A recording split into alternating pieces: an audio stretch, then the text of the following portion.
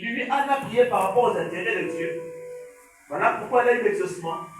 Et elle me relate une histoire maintenant. Elle dit, oui, je comprends. Tu as raison. Regarde, ça fait 8 ans que je travaille comme stagiaire dans cette boîte. 8 ans que je travaille comme stagiaire dans cette boîte. 8 ans. Tu travailles comme stagiaire et puis après on te dit bon, ok, on arrête le stage. 1 an après, on arrête le stage, tu retournes à la maison. Tu vas t'asseoir, tu attends. Peut-être après 6 mois, on te rappelle, reviens. Tu reviens toujours comme stagiaire. C'était comme ça 8 ans durant. Pas un salaire, rien du tout. Elle me dit, c'est une chrétienne. Elle prie. Elle craint Dieu. Elle demande, Seigneur, mais non, pourquoi le travail traîne? Pourquoi, Seigneur, pourquoi? Seigneur, je veux ce travail, je veux. Elle a prié, elle a fait toutes sortes de prières. Rien du tout. Et il y a de cela 2 mois passés. Elle va se mettre à prier. Elle dira à Dieu, Seigneur, si tu me donnes le travail, tu permets que je puisse être embauché, engagé ici dans cette boîte. Seigneur, je te donnerai tout mon premier salaire, le prémice. Je te donnerai cela. Et je fais le vœu de te donner chaque mois la dîme de mon salaire.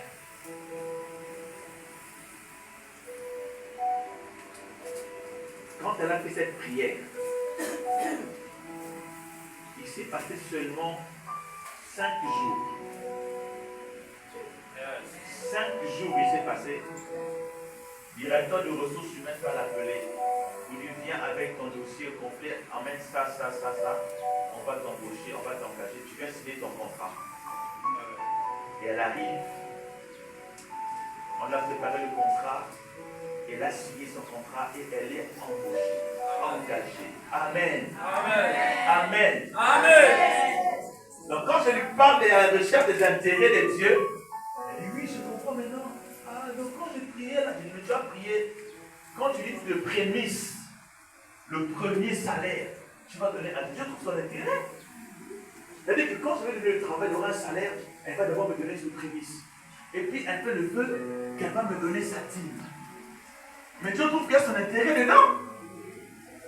Puisque tu vas donner pour l'avancement de l'œuvre de Dieu. Tu vas donner pour que l'Église puisse répondre à certains besoins. Mais alors, Dieu comprendra que tu t'intéresses aux besoins qu'il y a dans sa maison. Qui sont les besoins de Dieu. Alors, Dieu te donne ce que tu lui demandes. Amen. Amen. Amen. Amen. Et elle me dit, ah oui, je vois, je comprends. J'ai dit, mais c'est ça. Yes. Des fois, nous demandons, nous ne recevons pas quels sont les mobiles, quelles sont les motivations, les intentions avec lesquelles nous demandons. Il y en a même, Dieu donne le travail, même pour donner ta dîme. Ça devient un problème. 150 000 de salaire, tu calcules, ça va encore lever combien? 15 000 de dîme. Ah Seigneur! Alors que mon loyer c'est combien? C'est 140 000. Mais si j'enlève 15 000 de dîme, maintenant je veux trouver, Seigneur. Et des fois même tu commences à calculer. Des fois tu commences même à calculer. Non, en tout cas Seigneur, c'est pas possible. Seigneur, je suis désolé. L'argent là vraiment c'est peu. Il faut d'abord que toi tu augmentes mon salaire. Et puis après là maintenant, je veux commencer à payer ma dîme. Quand je regarde comme ça, je trouve que tu ne cherches pas les intérêts de Dieu. Tu ne cherches pas les intérêts de Dieu. Et voilà pourquoi, 6 mois après, tu appelles de ce travail, tu restes au chômage. Tu commences encore à crier, à pleurer. Tu vas envoyer des sujets de prière. Priez pour moi, ah, j'ai perdu le travail, prie. Mais pourquoi tu as perdu le travail? Il faut venir d'abord confesser que tu fais la dîme. Il faut d'abord commencer par confesser chez les pasteurs. Pasteur, je viens d'abord confesser, me repentir. J'avais le travail. Je n'ai pas réservé à Dieu la part du revenu. J'ai perdu ce travail. Prie pour moi, pasteur, que Dieu me pardonne. Je prends l'engagement, si Dieu me donne le travail, je veux commencer à donner ma dîme, à contribuer pour l'avancement de l'œuvre de Dieu. Quand tu fais cela, le Seigneur voit que réellement tu cherches cet intérêt. Et alors, Dieu va te restaurer. Il va te donner au-delà même de ce que tu as perdu. Amen. Amen. Là où Dieu ne trouve pas son intérêt, Dieu ne s'engage pas. Yes. Là où Dieu ne trouve pas son intérêt, Dieu ne marche pas avec nous.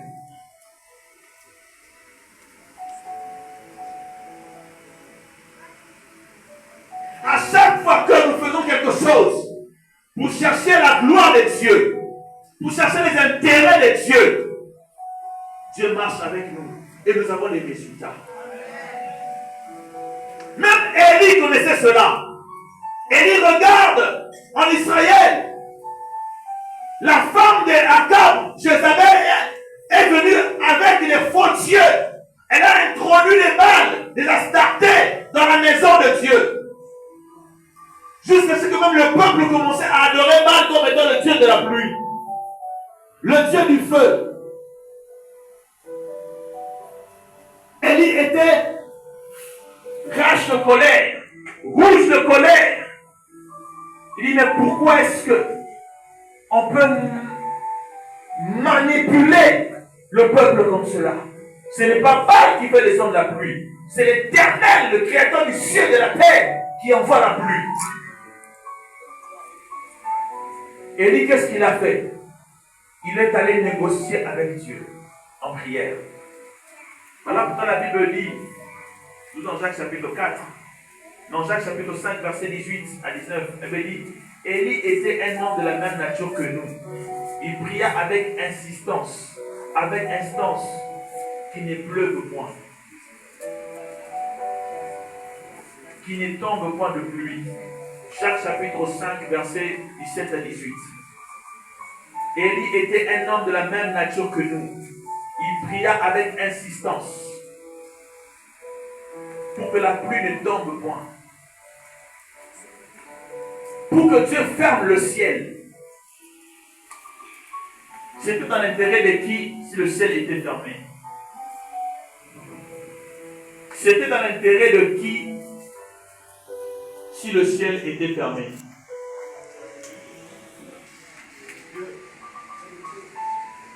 Répondez-moi, c'était l'intérêt de qui s'il n'y avait plus, si la pluie s'arrêtait? Amen. Amen. Amen. Tu vas acclamer pour toi-même parce que tu as donné la bonne réponse.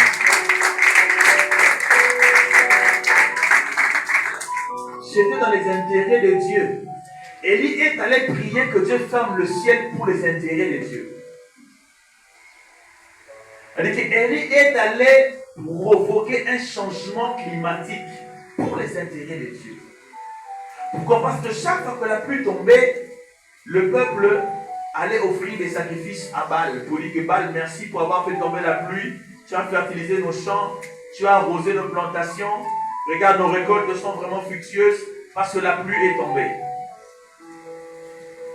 Élie a dit jamais. Ça ne peut pas continuer ainsi. Il est allé prier Dieu. Seigneur, s'il te plaît, ferme le ciel. Ferme le ciel.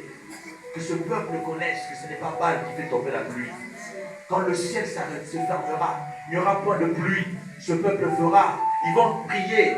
Les prophètes de Baal vont crier à Baal, crier à Baal. La pluie ne tombera pas. Durant 300 et demi pères. Comme ça, ils vont comprendre que ce n'est pas Baal qui fait tomber la pluie. Mais c'est toi, l'Éternel, qui fait tomber la pluie. Il a prié pour les intérêts de Dieu. Et puisqu'il a composé avec Dieu pour les intérêts de Dieu, quand Dieu lui a validé sa prière, il dit accordé. Élie maintenant va se tenir devant Akab. Il dit, l'Éternel est vivant et je suis son serviteur. Il n'y aura ces années ni pluie, ni rosée, sinon à ma parole. Yes, yes. Amen. Amen. Sinon à ma parole. Yes. Ni pluie, ni rosée, sinon à ma parole. Il dit, c'est maintenant l'Éternel Dieu qui vous montre qu'il est le véritable Dieu. Et je suis son serviteur. Je commande maintenant. Quand nous lisons ce verset, 1 Roi chapitre 17, nous avons l'impression que Élie a débarqué seulement comme ça là. Il vient devant Akab pour lui dire, l'Éternel est vivant, je suis ton serviteur, il y aura ces années ni pluie, ni rosée, sinon à ma parole. Non, il n'a pas débarqué seulement comme ça devant Akab. Il est allé d'abord négocier avec Dieu la prière. La Bible dit, il pria avec insistance qu'il ne pleuve point. Élie a prié pour que le ciel soit fermé 3 ans et demi. Il dit, Seigneur, tant que tu commenceras, tu continueras à faire tomber la pluie. Ce peuple va utiliser la pluie comme étant l'exaucement de la prière que Baal leur a accordé. Et ils vont donner des offrandes à Baal. Ils vont donner des sacrifices à Baal. Ils vont donner toutes sortes de libations à Baal. Et le peuple ne comprendra pas que c'est toi le Dieu qui envoie la pluie. La pluie, c'est toi qui donnes cela. S'il te plaît, Éternel, exauce-moi. Ferme le ciel. Ferme le ciel. 3 ans et demi. Ferme le ciel 3 ans et demi. Afin que le peuple, afin que les prophètes de Baal, afin que Jézabel sache que je ne suis pas ces dieux, je ne suis pas ces prophètes qui envoient la pluie, mais qu'il y a un Dieu d'Israël qui est dans le ciel, qui envoie et qui libère la pluie. Amen. Parce que Dieu avait besoin qu'un homme puisse rétablir la vérité sur sa puissance sur la terre. Il y avait tellement la confusion qui était rentrée dans le cœur du peuple, avec des faux dieux, des faux prophètes. Dieu voulait un homme qui devait rétablir la vérité, qui devait restaurer l'autel. Et Élie a discerné, il est allé prier. Et Dieu lui a dit, accordez. Quand Dieu lui accorde, maintenant il vient devant Akab pour lui dire, c'est un ordre. Je te dis, il n'y aura point de pluie, sinon à ma parole. Je commande, c'est maintenant moi qui commande. Ça ne dit pas que Élie était prophète de Dieu. Maintenant, Élie a dit, Élie quand il dit ça, c'était pour lui dire, maintenant va dire à vos prophètes, les prophètes de Baal, et parler aussi, pour que la pluie ne puisse pas s'arrêter. Les hommes ont vu effectivement 3 ans et demi, la pluie est tombée plus. Élie a puni le peuple qui n'avait pas voulu obéir à Dieu. L'obéissance d'Élie a puni la désobéissance du peuple. 3 ans et demi. Quand nous sommes obéissants à Dieu, nous composons avec Dieu dans la prière et que nous écoutons les insignes de l'Éternel, notre obéissance à Dieu pourra punir certaines désobéissances sur la terre.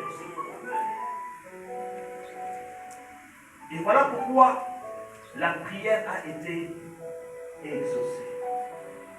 Et quand il s'agissait que la pluie puisse revenir, il a encore vu Akab toujours. Il dit maintenant la pluie va revenir.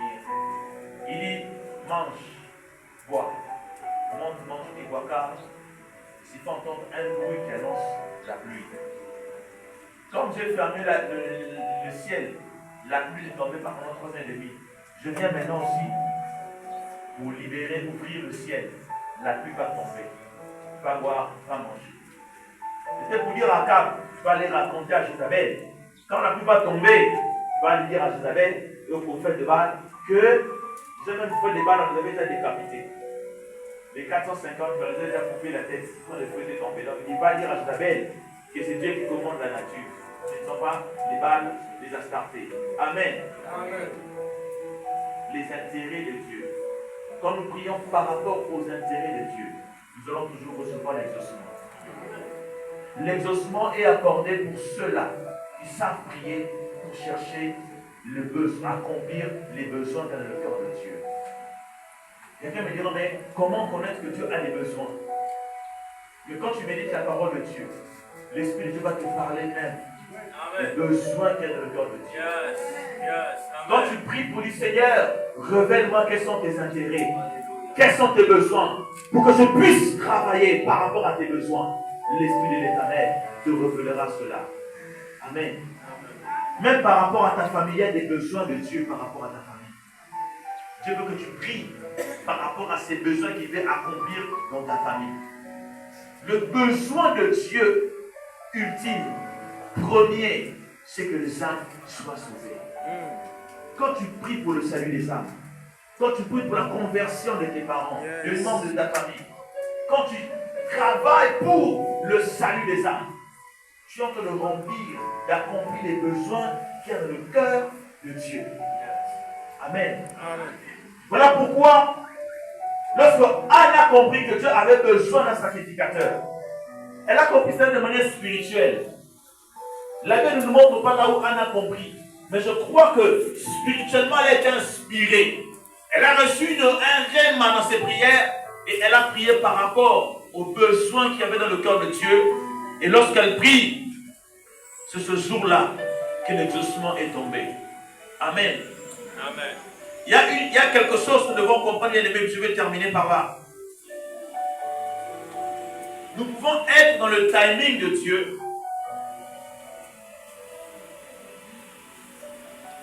Mais puisque nos prières ne rencontrent pas les intérêts de Dieu, nous ne recevons pas l'exaucement. Nous pouvons être dans le kairos, le temps favorable où Dieu veut nous visiter. C'est le temps favorable. Mais puisque nos prières ne s'alignent pas à la recherche des intérêts de Dieu, nous allons prier, prier. Nous n'aurons pas l'exaucement. Or, nous sommes dans le temps favorable où Dieu veut nous exaucer.